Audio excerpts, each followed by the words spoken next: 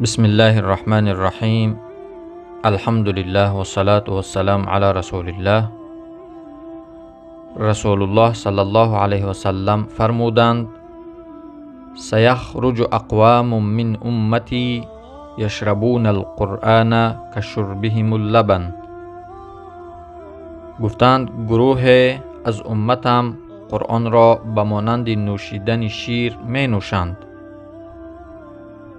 مقصد این که در معنای قرآن هنگام تلاوت کردن تفکر و تدبر نمی کنند و در احکام قرآن تأمل نمی کنند. تنها بر زبانشان به مانند نوشیدن شیر به سرعت جاری می شود.